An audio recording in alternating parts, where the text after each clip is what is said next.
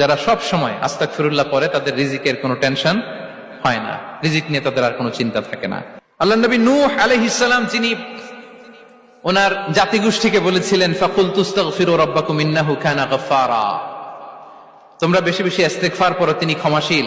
ইস্তিগফার করলে কি হবে? ইউরসিলিস সামা আলাইকুম মিদরারা, রহমতের বৃষ্টি বর্ষণ হবে, তোমাদের জমিগুলো উর্বর হবে। ওয়া ইউমদিদুকুম বিআমওয়ালি ওয়া বানিন, আল্লাহ তাআলা তোমাদেরকে সম্পদে বারাকা দিবেন, সন্তানে বারাকা দিবেন। ওয়া ইয়াজআল লাকুম জান্নাতিন ওয়া ইয়াজআল লাকুম আনহারা, তোমাদের ফসল ক্ষেতগুলো সবুজ শ্যামল হয়ে ভরপুর হবে, তোমাদের রিজিকে বারাকা নেমে আসবে। তাহলে আমরা যেন বেশি বেশি ইস্তিগফার করি। বিষ্ণু ঈসা ইসলাম বলেছেন মান লাযামাল ইস্তিগফার জাআলাল্লাহু লাকুম মিন কুল্লি দিকিন মাখরাজা ওয়া মিন কুল্লি হাম্মিন ফারাজা ওয়া ইয়ারযুকহু মিন হাইসু লা ইয়াহতাসিব, যে সব সময় ইস্তিগফার করে তার কোনো টেনশন থাকে না, তার জীবনে দুশ্চিন্তা আসে না, আর এমন জায়গা থেকে আল্লাহ রিজিকের বন্দোবস্ত করে যেটা সে কল্পনাও করে নাই। সুবহানাল্লাহ বিহামদি। আমরা যেন বেশি বেশি ইস্তিগফার করি। আস্তাগফিরুল্লাহ, এটা হচ্ছে ভেরি শর্ট ফর্ম অফ ইস্তিগফার। অথবা পড়তে পারেন আস্তাগফিরুল্লাহ আল্লাযী লা ইলাহা ইল্লা হুয়াল হাইয়ুল কাইয়্যুম ওয়া আতুবু ইলাইহি।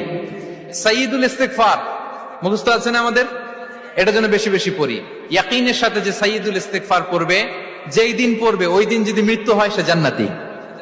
কোন রাতে মুকিনান বিহি, ইয়াকিনের সাথে যদি সাইয়্যিদুল ইস্তিগফার কে রিসাইট করে, ওই রাতে যদি সে মৃত্যুবরণ করে, বিষ্ণু বলেন সে জান্নাতি।